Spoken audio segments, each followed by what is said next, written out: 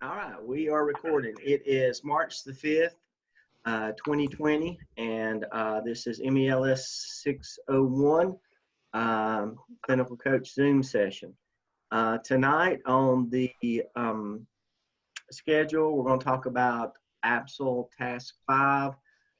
Just want to go over that Blackboard review, evaluation Dropbox, get done with Task 5, then what kind of scenario. We're going to get into Task Stream tonight. We're going to talk about some of the things that you need to be aware of in Task Stream. Before I go any farther, some of you may have gotten an email from me. What those for you who are online now, maybe you couldn't attend tonight and you're watching the recording. I did send an email out to some of you, just kind of a spot check email, not anything with the red flags flying and the sirens going off, but just wanted to take a look out there and make sure everybody was in good shape and not having any extenuating circumstances in regards to task 1 and task 2. Should really be to the point there where task 1 and task 2 are graded, or if not graded, you are really into that process of getting the review done, getting everything squared away, and getting graded, and moving on into task 3 and task 4, and so on to task 5. If you're not there, it's okay as long as you're still progressing and there's not any kind of, I know some of you may have had or have had some extenuating circumstances. That's okay. We're still in the middle of the semester. There's still plenty of time. Just want to make sure that if there wasn't something out there that I didn't know about, or if there was something out there I didn't know about, that I just kind of checked in with everybody. So it's just a check-in. If you didn't get an email from me, it's because you already got task 1 and task 2 graded. And this was just for those people who I hadn't recorded that task 1 and task 2 yet. So if there is something going on, you feel like you follow behind, you're a little bit concerned about anything, reach out to me. We'll take a look at it and we'll get going. I promise you tomorrow, during my lunch break and even afterwards if I need to, I'll make sure that everybody who has submitted anything for review gets that review tomorrow, so you have something to work over the weekend. It has been pretty busy this week in the evenings and during the day, especially about the last couple of days. So I don't know that if I'm behind, but I feel like I may be a little bit, but we'll get that taken care of before the weekend. All right, so let me go ahead and share the screen here. I do want to talk about APSL Task 5.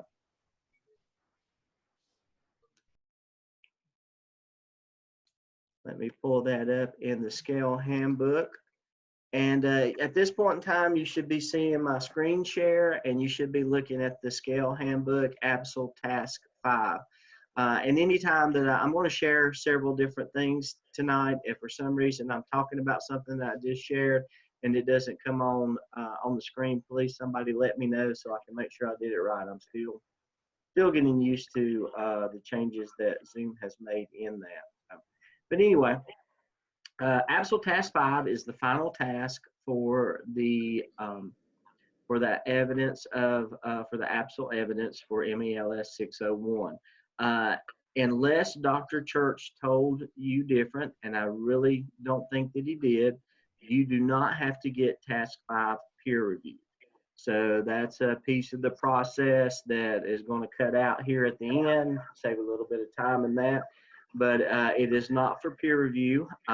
You do it, whatever he told you, check in with him, send it to him first. When he's ready, he'll tell you to send it to me. Whatever he told you, follow that. But once you get that all together, you can send it to me. You don't have to wait on peer review or anything like that. What task 5 is just basically a narrative where you are reflecting on those leadership competencies that you should have engaged, experienced, accessed within this semester. If you'll remember, there are 21 competencies. And those are based off the North Carolina School Executive Standards. So what they're saying is if you are a competent leader, then you should have these skills in place.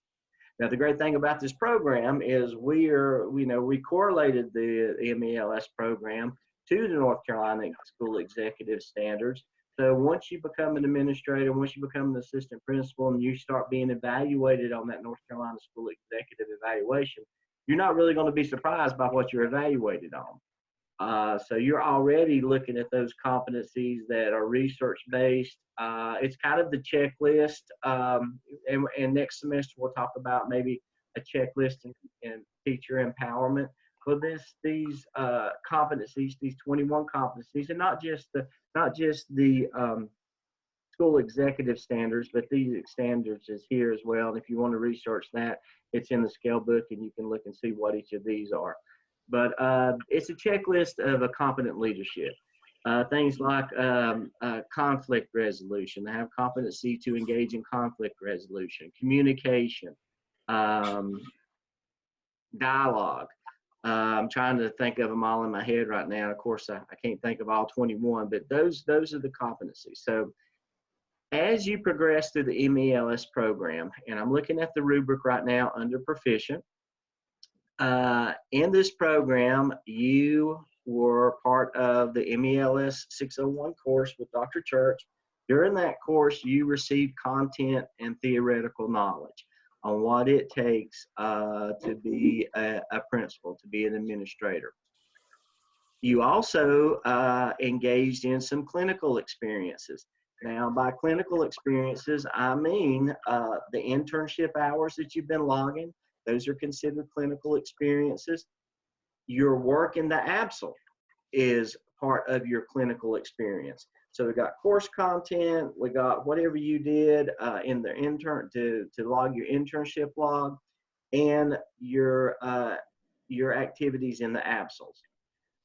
That's what you need to draw from. That's what you need to speak to when you do this task 5. Task 5, as I said, is a reflection, and you're only required to reflect on 12 of the competencies. We'll talk about that in just a minute. But of those 12 competencies, when you talk about them, I think one is communication. When you talk about communication, how have you exhibited that competency? How are you, just reflect on what you've done, reflect on it within the lens of not being a teacher leader, which you are already a teacher leader, but reflect on it through the lens of an administrator. How have you grown in communication? How have the experiences that you've had this semester helped you to realize and reflect on how you are as a communicator, as a leader who communicates? What have you learned in the program that has caused you to, and could not be that you may not have learned anything. You may have already been an excellent communicator, and what you've done in the program has just affirmed that. And that's okay. Talk about that as well. But reflect on yourself within the lens of an administrator and the competency of communication, and how has the content that you studied and the case studies that you looked at, the coursework, the readings that you had, the conversations that you've had, how has that caused you to improve or affirm your degree of competency as leadership? How have you used that competency in your clinical experiences? In any of your internship hours that you've logged? Maybe you sat in on a parent meeting. Maybe you sat in on a discipline scenario. Maybe you gave a presentation to the Board of Education or in a PLC group outside of the ABSL, or to a parent night or something. So what are some of those internship type things that you've logged? How has that helped you to grow in the area of communication? And I'm just using communication for example. You're going to be doing this for these 12 competencies. Now in the ABSL, how have you grown, or how have you used that competency of communication in what you've done in the ABSL? Setting up the PLC group, contacting them, setting the meetings up, communicating to them what each person needs to do and what their role is. Just reflect on all that and write on all that. Because if you'll notice, you need to write, kind of frame it all around. It doesn't have to be anything long. It doesn't have to be a page, 2 page per competency. just address each of these sections. Address what you did in the course, and address what you've done in your clinical experiences through your internship and the APSL. And the evaluator is going to be looking for that. They're going to be looking for you speaking to what you've done, what you've gained in knowledge from the course and theoretical knowledge in the course, and then what you've gained in practical knowledge through your internship and also through your work with the APSL. Any questions? We're going to look at the competencies next, but any questions to that point on what the task 5 reflection needs to be?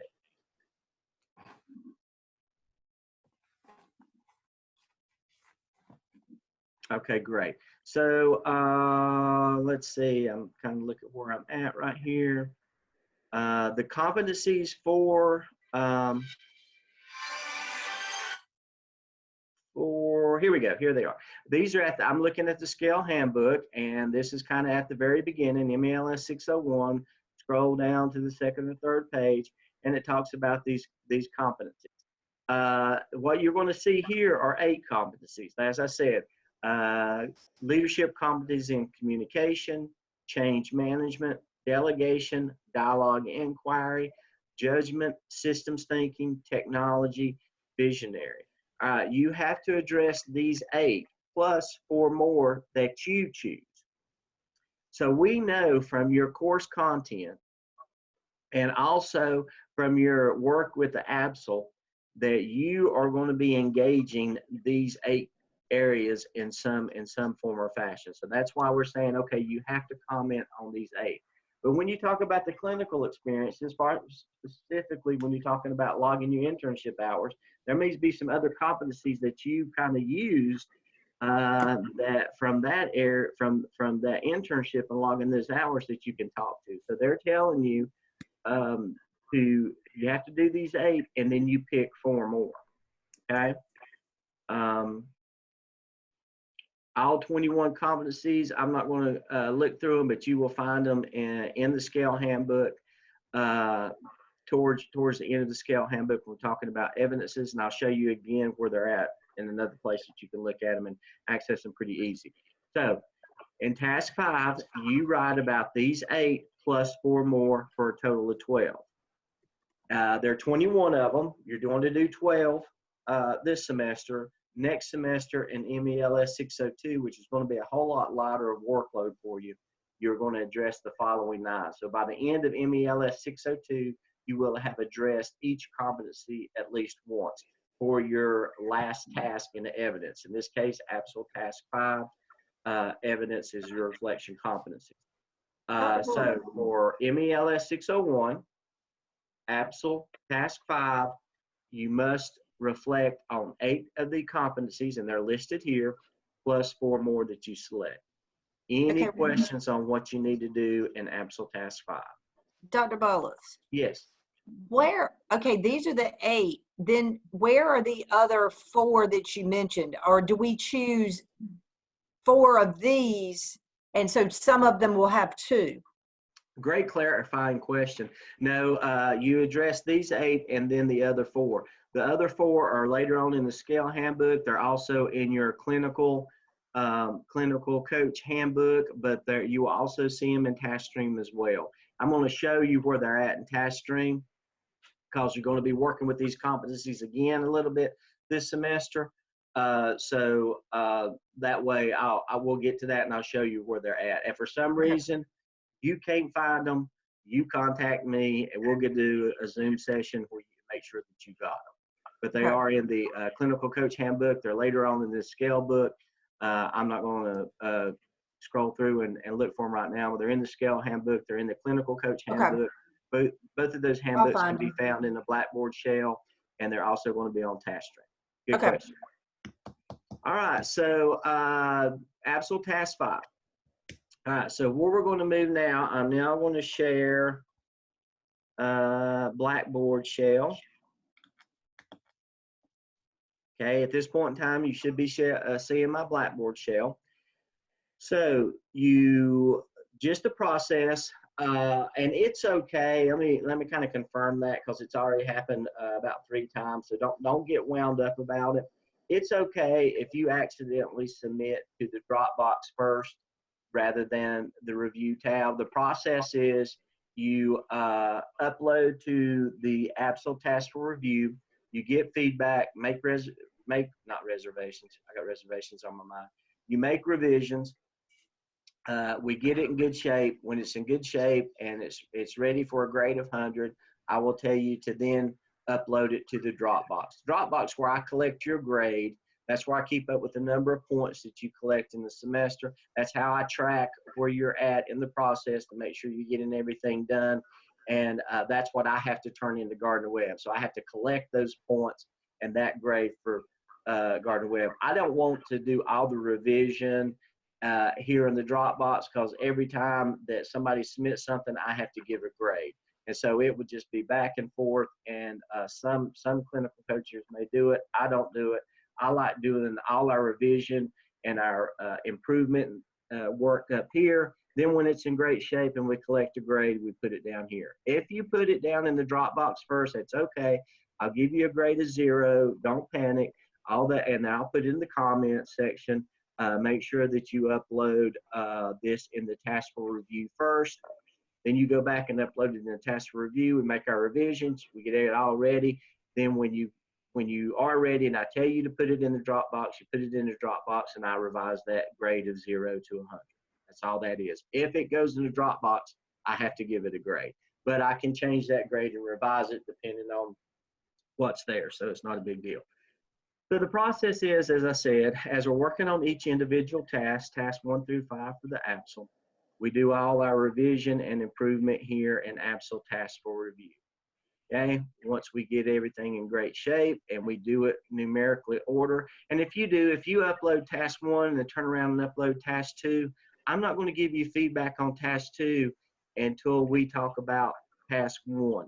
Because based on the feedback I give you on task 1 may cause you to want to go back and make some changes to task 2. So we'll do this in a sequential order. Upload task 1, revise, review, get the final draft, put it in the Dropbox. Then we'll do task 2, revise, review, revise, make the final draft, put it in the Dropbox. I take one step at a time. It keeps everybody in order. It just makes for the flow better. And like I said, giving you, if you go ahead and do them all and upload them all at one time, well, I guarantee you some suggestions that I may make in task 1 and task 2 is definitely, or just in the prior task, is definitely going to cause you to want to revise the task afterwards. But we get it all. We're in good shape. We're at the end of the semester, or close to the end of the semester. We've reviewed and revised everything. I told you, okay, task 5 looks good. Put it in the evaluation Dropbox. You come down here. All right, you have a grade of 100 for task 1. You have a grade of 100 for task 2, so on and so forth, all the way down to task 5. You get 100. All right, now what? Now you take all those individual tasks, all those individual narratives, and you combine them into one document. I already talked about this. This is kind of a review.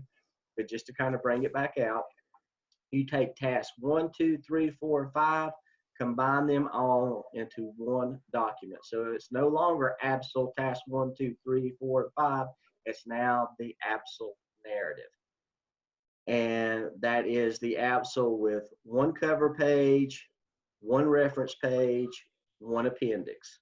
So the cover page, all those tasks are combined in one document. So now it's a professional document that has one cover page.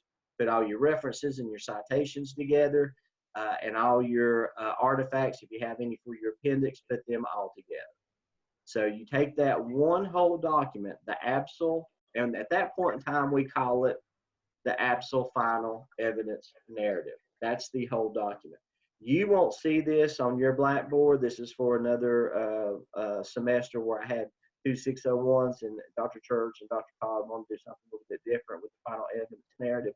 You won't see this on yours. You will just see Church, MELS 601, turning in Absol Final Evidence Narrative. Once you get that grade of 100, you've got a grade of 100 on every task. Task 1, task 2, task 3, task 4, task 5.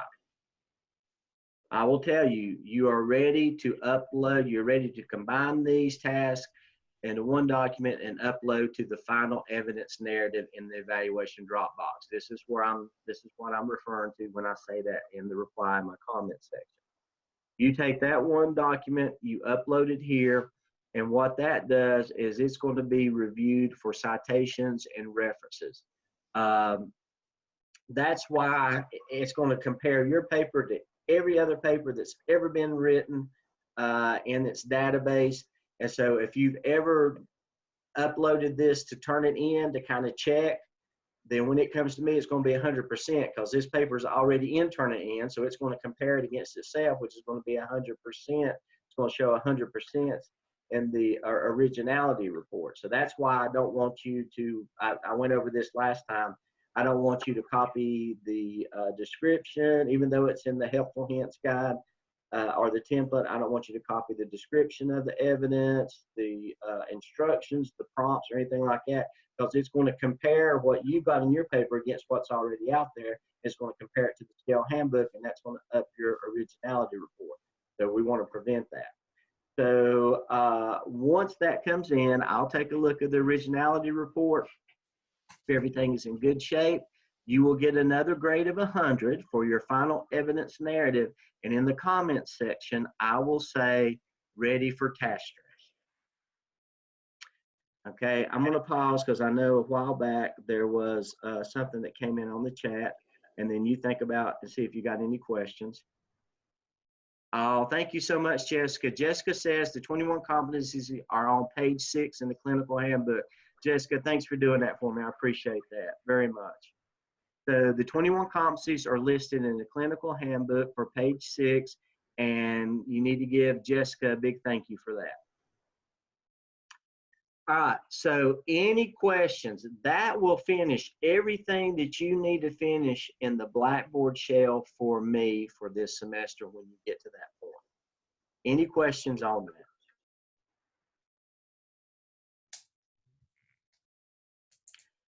All right, excellent. Okay, so now you have got your task, you got your final evidence narrative. I've told you in the comments section in your turn it in originality report to upload the task stream. What does that mean? Let's talk about task streams. New share. Where's my task stream at? Okay. All right. Are you seeing? Hold on just a minute. It kicked me out. Okay. All right. You should be looking up on the screen. It should say watermark, and in the middle of the screen, it should say empowering better learning. Are we seeing that? Okay, I see. Okay, thank you. Appreciate that, chat. All right. So go to task stream. I'm going to sign in on my account. It's going to look a little bit different than yours, obviously. But I'm going to go to where you see this. All right, within task stream, please know this. You are really not going to have to create anything new in task stream. Everything that goes in task stream can come from what you've already done in the semester. So it's not a matter of recreating anything. It's just a matter of pulling out information from what you've already created and putting it in or applying it in different sections. Okay, so it's not recreating any kind of document or anything like that. It's taking what you've already done and putting it in its appropriate place in task stream. This is for your licensure. Remember I talked to you about you get, for your diploma and your degree, you do things in the Blackboard shell with Gardner Webb. This is also for Gardner Webb, but mainly this is for the state of North Carolina for them to give you license as a superintendent. If you're from South Carolina, for that reciprocating agreement between the two, this is what will get you licensure, okay? It's not creating anything new. It's just using what you've already done and applying it in its appropriate spot. So ignore everything you're seeing now because you won't see that, but when you go into task stream, you will see something that looks similar to this. All right, there's two spots in task stream. This is called the direct response folio. We refer to it as DRF acronym. So when you hear Dr. Church or Dr. Lamb talk about the DRF, we are talking about the direct response folio. Okay, that's the first area and task stream that you need to work in. If you'll notice, every course is listed here. 601, 602, 3, 4, 5, and some stuff that you'll need to accomplish right before graduation. Don't worry about that. We are focusing on 601. In MELS 601 in the DRF, this is where you upload your APSL. This is where it's going to be evaluated. This is where you'll get a score of 3, which is proficient, or 4, which is accomplished. It has to at least be a 3. This is when we talk about the evaluator looking over your document, looking over the APSL. This is where it happens. The evaluator, I don't know who your evaluator is. They remain anonymous. They don't know who you are, other than what they see on your paper. So they're kind of cuts down on bias. But I'm not your evaluator. I don't evaluate any papers. But the evaluator will access your document through this portal here, and will evaluate it and give you your final score on the APSL. If for some reason you have to score at least a 3 for proficient, you can go up to 4, and it can be a 3.5, 3.75, just depending. It's all based off of a rubric, and that rubric comes from the scale handbook, that's what we've been working from. If for some reason it is below a 3, they will send it back to you. I don't see it happening with this group from what I've seen, but if it does, don't panic. They will contact me, and they will contact you, and then they will give you feedback, and we will work together. If it doesn't come out of 3, we will work together to make it a 3 and resubmit. So don't worry about that. Does it happen? Yes. Does it happen often? No. I am really proud of my candidates that I have worked with over the last 13 years, in the fact that that rarely happens with people with the people that I have worked with. All right, so when we finish with in Blackboard Shell, you do the final evidence narrative in Blackboard Shell. You get 100 on that, on the turning in, and it says ready for task stream. You take that APSL, that complete document, don't make any changes to it. You take that document, that final draft, that APSL final evidence narrative, you go to task stream, and you click on APSL, and you upload it here. Okay? Any questions? How long will it take? It depends on the semester. The earlier you get it in, the faster you will hear back from your evaluator. The later you wait, the longer it'll take, because as I'm sure you can guess, we get towards the end of the semester, there gets a backlog because of some people who may have not been able to turn it in on time, and so it does create like a bottleneck. Yes, if the question was, will we receive feedback even if we end up with a 3 or a 4 on the first look? Absolutely.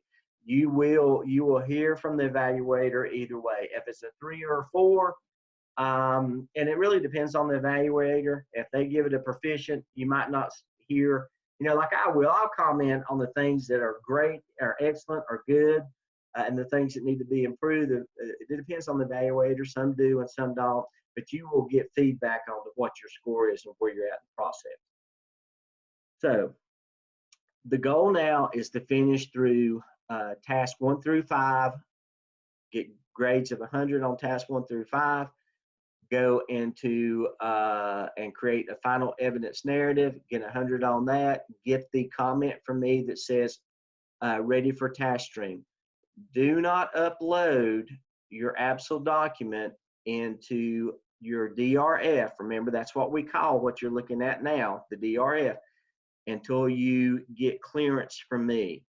Because if you accidentally upload it, they will grade you on what they see. Make really sure that you have in your final evidence narrative that you upload in the DRF, make really sure that you've got the right draft that contains that cover page, that contains all of the tasks, that contains the reference page. Make sure that every reference, every citation that's in your reference is in your paper, and every reference that's in your paper is in your reference page. I mean, you got to do a thorough job of making sure all of that is correct, all of the appendix are in.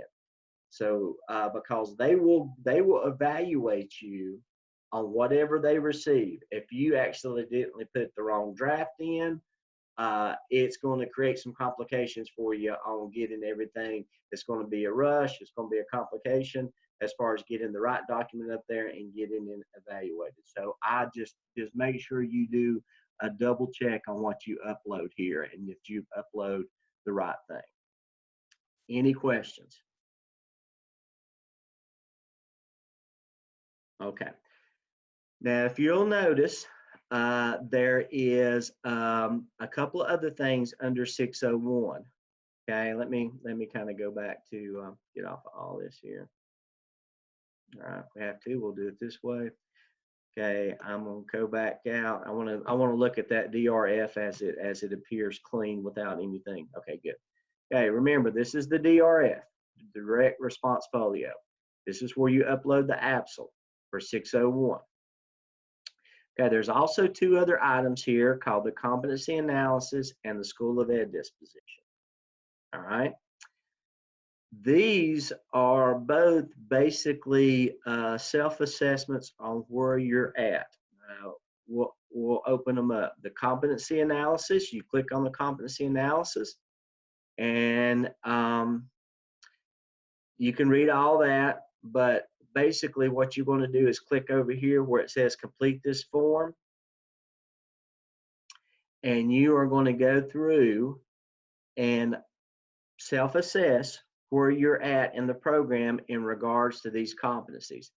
You don't have to make any comments. You don't have to write anything. You just reflect on what you did in the APSL, what you did in the course, and what you did in the internship. And do you think, and each of these indicators for each of these competencies, and do you think that you've met them or not met them? It's okay if you don't. This is the growth piece. The APSL, where you upload the APSL, that's the proficiency piece. This is the growth piece, and you're at 601, so you may not have had a chance to engage each of these, and so you may feel like that you have not met all of these indicators. And if you put not met, that's okay. It's just a self-assessment. That's all it is. What I will do is the only requirement that you need to meet is just to do it. You don't have to have a certain number of METs. You don't have to have MET after anyone. You just have to complete this self-assessment. That's what you will be. It's either it's a MET requirement or not MET requirement, and the requirement is just to complete this. Very simple. Take you anywhere from 5 to 15 minutes, depending on how much you have to reflect on each of these. And these are all the 21 competencies. So they're listed here for you as well. Okay, so you just go and all you do is click MET or not MET. I'm not going to click on it because then I'm going to give myself a, I'm going to complete the form. I'm not going to do that. Any questions on the competency analysis? Very simple, very easy to complete. I recommend you do it at the end of the semester after you get your grade back from your APSL. It just kind of save this for the end. Like again, you don't have to create anything, just have to go through and do it. It doesn't take any time at all. Whoops, I'm sorry, I just logged myself out of here. Let me log myself back in real quick.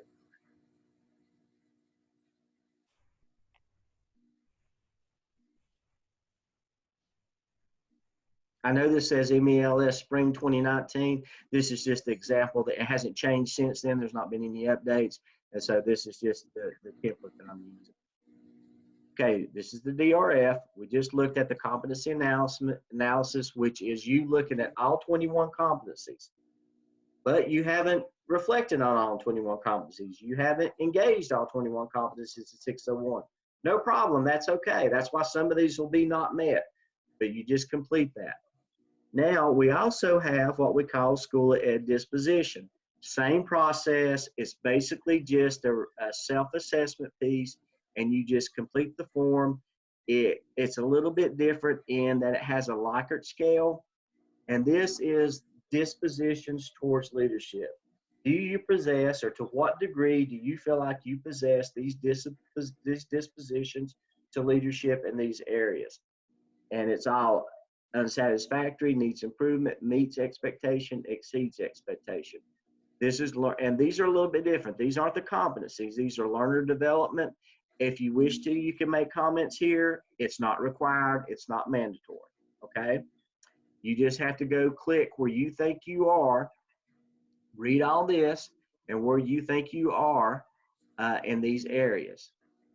Okay. Learning differences, environments. And it's not as long as there's not 21 of them. Content knowledge, application of content, assessment, planning for instruction, instructional strategies. Now, what this is, though, this is not through the eyes of a teacher. This is the eyes of an administrator, through the lens of an administrator. Okay, you may knock, and I'm sure you do, or you wouldn't be in the program. You may be knocking it out of the park in instructional strategies when it comes to your classroom and the curriculum and the content that you're familiar with.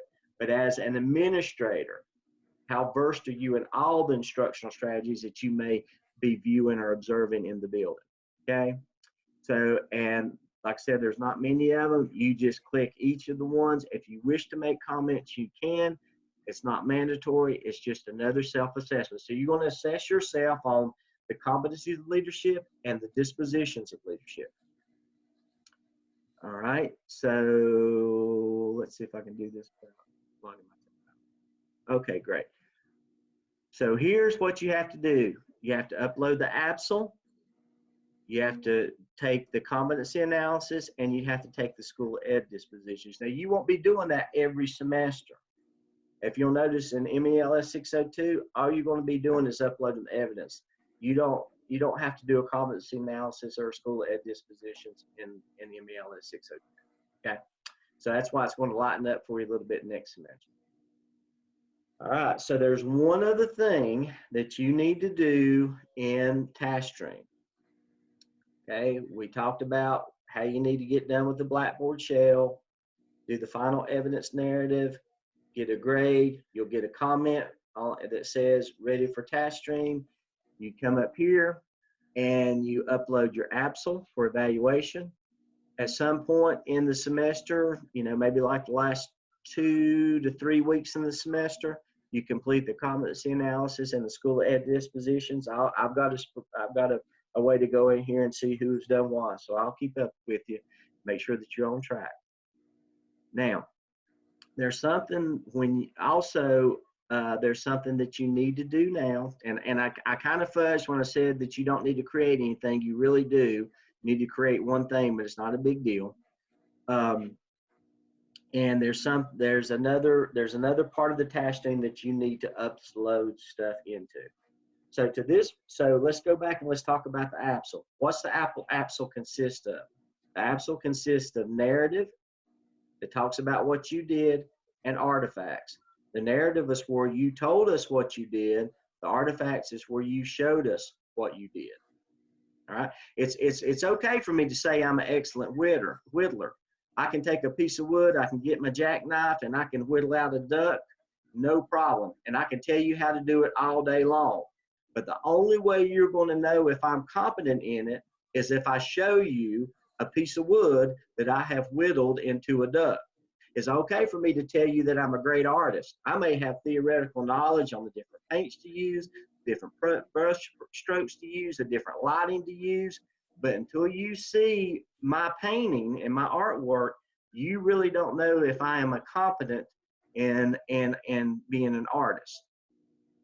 So in that narrative, you tell us how great you are as far as dealing with the ABSL and being a leader, and that you know how to create a PLC, you know how to engage the PLC, you know how to do a comprehensive needs assessment, you know how to review best practices, you know how to create an action plan. You can talk all day long about that.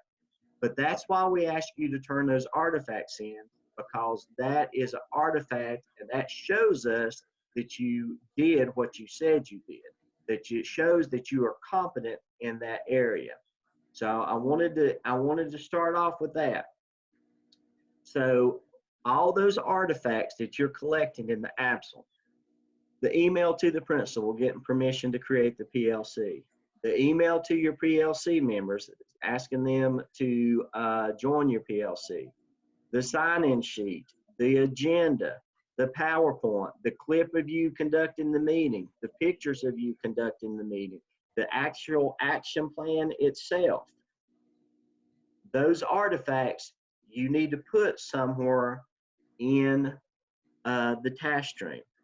So if I'm a photographer, if I'm a model, which ain't no way that's ever going to happen, but these artists and these models and these people, you know, even when I go back to my whittling analogy, if I'm a great whittler and I want to sell my ducks, that I'm going to carry around with me when I go talk to people and try to sell that, I'm going to carry around with me a book that has pictures of my work. And if I'm a photographer, I'm going to carry with me pictures of a portfolio of my work.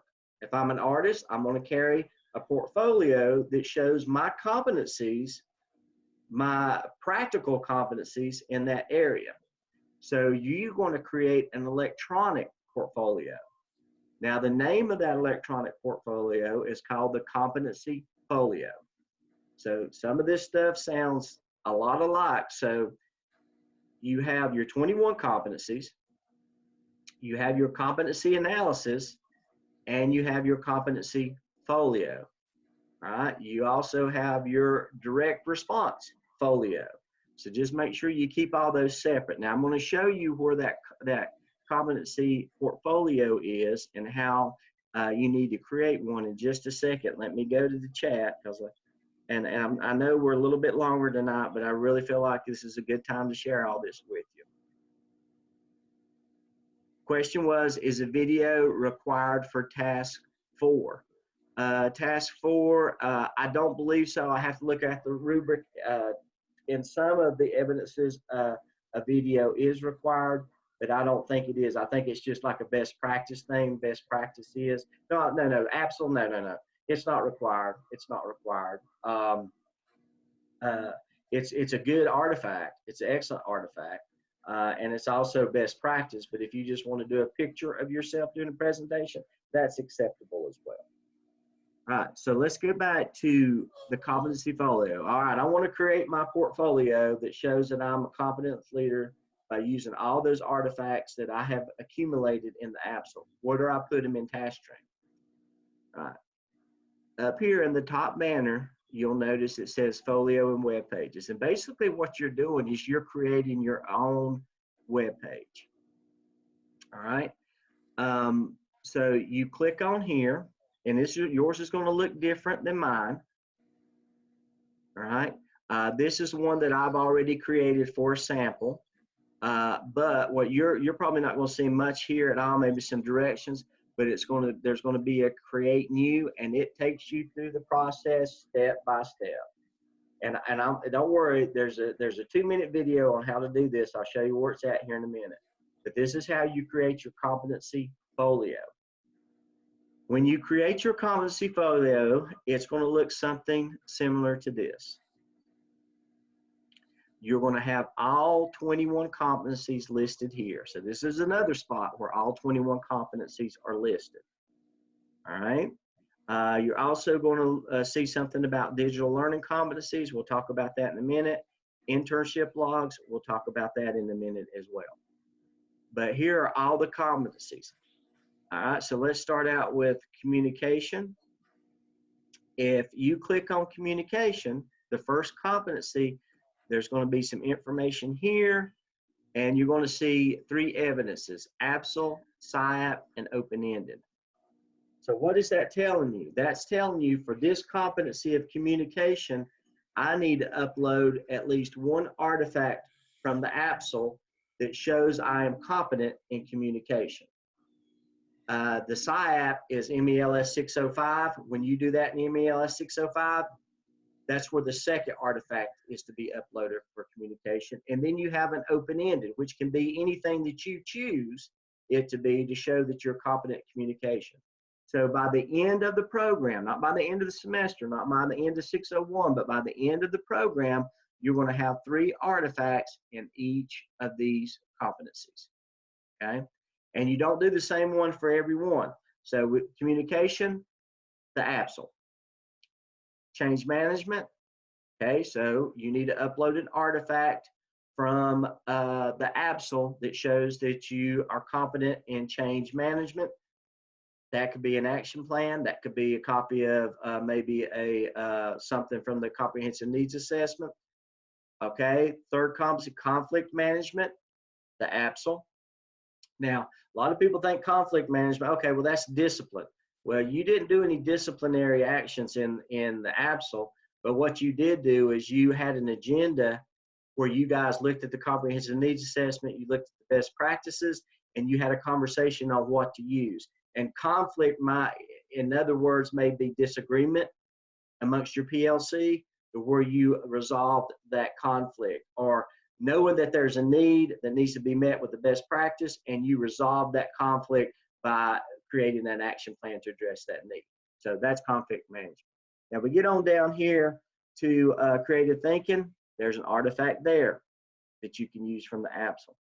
Customer focus. Now notice customer focus doesn't have anything from the APSL. So at this point, you haven't done the OMA or the SCIP yet. You don't have to upload an artifact here for 601. I think there's 9 of these. You need to go through each of these competencies and see which one has the APSL and the evidence suggestion. And that's what you need to make sure that you at least upload one artifact from the APSL to each of these. Dialogue and inquiry doesn't. Emotional intelligence doesn't. Environmental awareness doesn't. Global perspective doesn't. Judgment, organizational ability does. Okay, and I'm going to go all the way down. Just click on each of these and look and see. If they say the APSL, then you need to find an artifact from what you did in the APSL and upload it here. I'm going to check the chat box.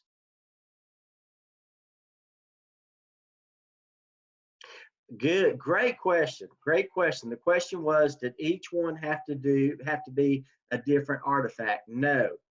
An action plan, the action plan that you create in the APSL can suffice for many of these. If you see the connection, then make the connection. So yes, you can use the same artifact for different competencies. Great question. Thank you for asking that. Now we get on down here to the last competency, which is visionary. And underneath that, you'll see a radio button for digital learning competencies. You don't need to do anything with this. This is to satisfy CAPE, which is the people who accredits us as a university, to where we are addressing digital learning competencies. You're doing that by de facto with what you're doing in the APSL by what we're asking for. So they are already embedded within what you're doing anyway, okay? You do an email, you do a PowerPoint presentation, you show a Zoom. That satisfies in digital learning competencies. So you're by de facto, by default, you're going to already be showing that. So you do not have to do anything with digital learning competencies. Now I'm going to show you an exemplar competency folio where in a minute, where one candidate did draw, she basically highlighted in her competency folio each of the digital learning competencies that she addressed. She went to her HR person at her school system and she got DLC credit for what she did here. And that's not anything to do with Gardner Webb. That doesn't anything to do with Gardner Webb. That's what your central office will accept. So that might be something you want to check with your, and I said HR, but it's your technology person, I imagine. It could be HR, but your digital learning facilitator, if you have one of those in system, show them the work that you're doing. You do a Google Doc, and you and your PLC use a Google Doc to exchange ideas. That's a digital learning competency.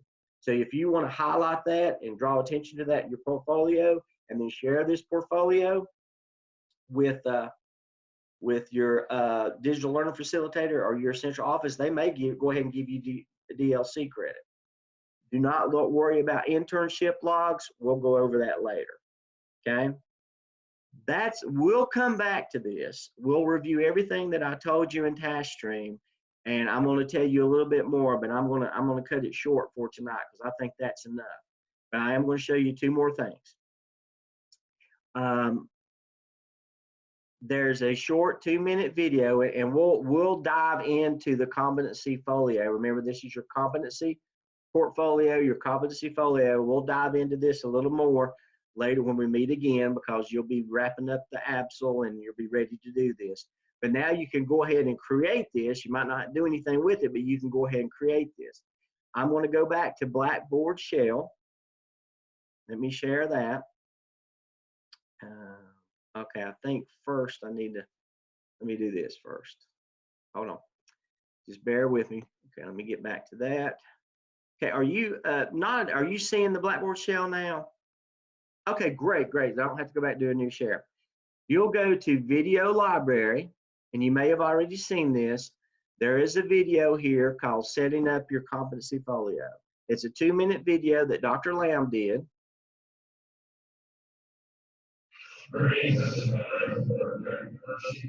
Okay, did you see that, the beginning of that video? Okay, excellent, thank you.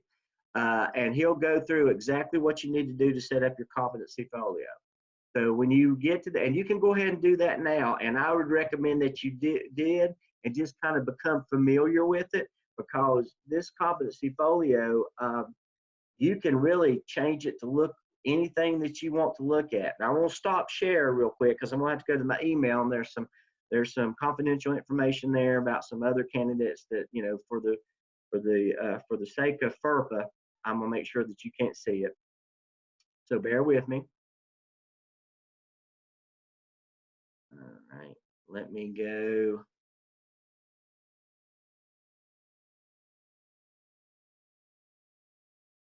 Okay, let me go here and go here and do this right here. It's loading up slow. Okay. There we go. There we go. Okay, let me pull back everything.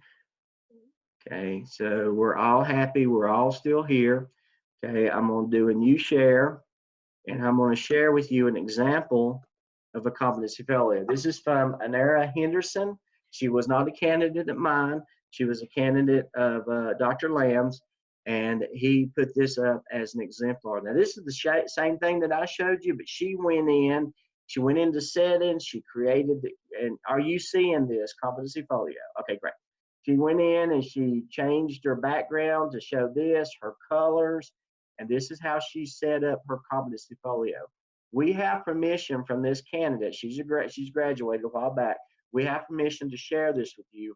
I will email you this link for you to look at, okay, as you look on how to create your competency folio. This is where she highlighted, hey, I'm going to upload this PSYOP competency folio, and it's going to be correlated to digital learning. This is where she highlighted that, showed it to her central office, and they gave her DLC credit for it. If you'll notice, for each artifact, she has a short little narrative, and then below that, she has the artifact or the link to each one of those. Okay, for this particular one, for visionary, asked for the cap, PSYOP, and the open-ended. She provided the PSYOP. If you'll notice, she kind of went over above and beyond. She showed some extra. And you can do that. You at least have to show one artifact from each of these, but if you want to show more, you certainly can.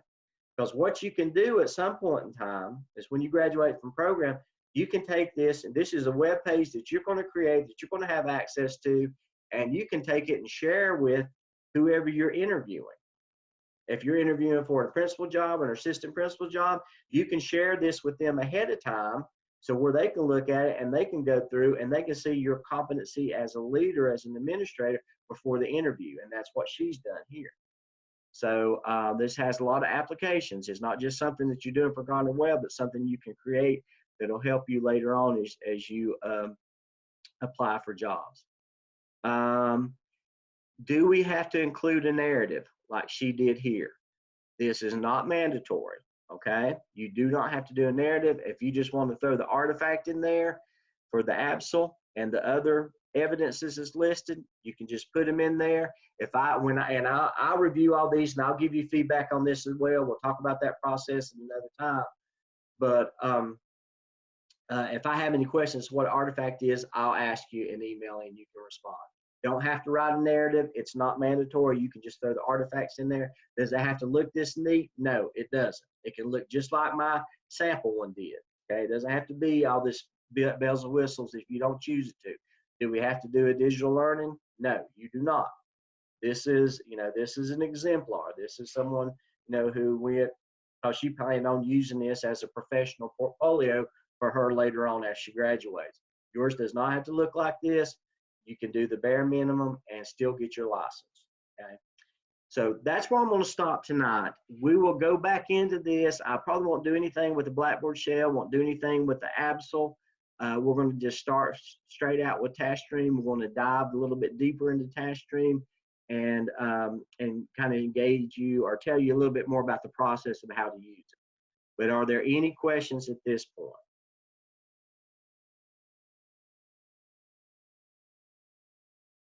Okay, excellent. Send them to me in email.